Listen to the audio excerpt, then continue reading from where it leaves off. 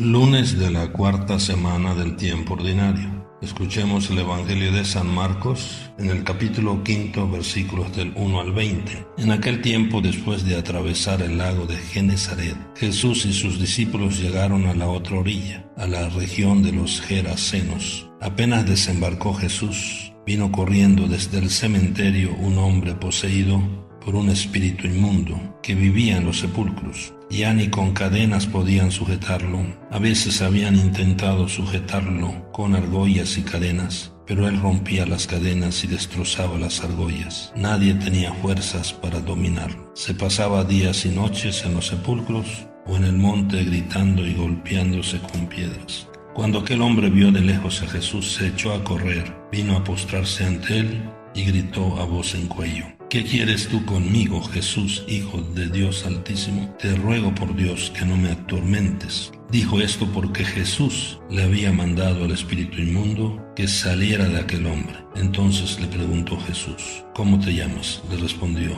Me llamo Legión, porque somos muchos. Y le rogaba con insistencia que no los expulsara de aquella comarca. Había allí una gran piara de cerdos que andaban comiendo en la falda del monte. Los espíritus le rogaban a Jesús: déjanos salir de aquí para meternos en esos cerdos. Y él se lo permitió. Los espíritus inmundos salieron del hombre y se metieron en los cerdos. Y todos los cerdos, unos 2000, se precipitaron por el acantilado hacia el lago y se ahogaron. Los que cuidaban los cerdos salieron huyendo y contaron lo sucedido en el pueblo y en el campo. La gente fue a ver lo que había pasado, se acercaron a Jesús y vieron al antes endemoniado, ahora en su sano juicio, sentado y vestido. Entonces tuvieron miedo, y los que habían visto todo les contaron lo que le había ocurrido al endemoniado y lo de los cerdos. Ellos comenzaron a rogarle a Jesús que se marchara de su comarca. Mientras Jesús se embarcaba, el endemoniado le suplicaba que lo admitiera en su compañía. Pero él no se lo permitió y le dijo: vete a tu casa a vivir con tu familia y cuéntales lo misericordioso que ha sido el Señor contigo. Y aquel hombre se alejó de ahí y se puso a proclamar por la región de Decápolis lo que Jesús había hecho por él, y todos los que lo oían se admiraban. Palabra del Señor.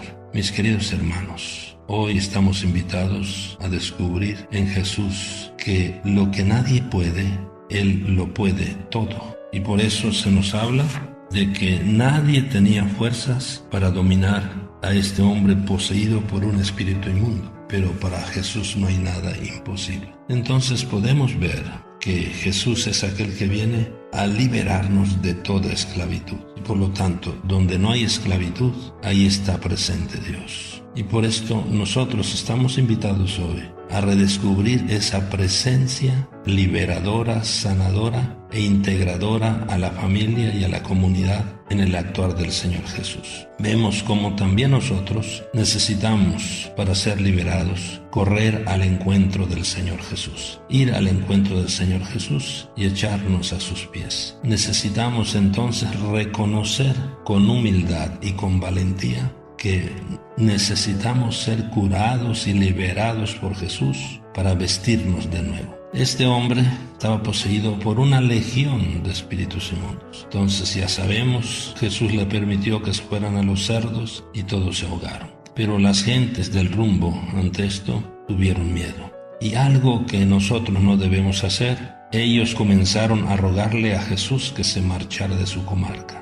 Ellos preferían, por decirlo así, sus cosas materiales, sus cerdos, a la presencia de Jesús liberadora con ellos. Esto a veces puede acontecer también en nosotros, que nos acostumbramos tanto a andar en la oscuridad, en las tinieblas, en el pecado, que a veces preferimos los charcos, las tinieblas, el pecado. Preferimos ser esclavos del mal a ser hombres libres en el amor de Dios. Entonces, que nosotros no le digamos nunca a Jesús que se marche de nuestra familia, que se marche de nuestra presencia, que se marche de nuestro estado y de nuestras comunidades. Todo aquel que ha sido liberado por Jesús tiene que ser testigo de la misericordia del Señor. El Señor le pide que vaya a su familia, a su casa.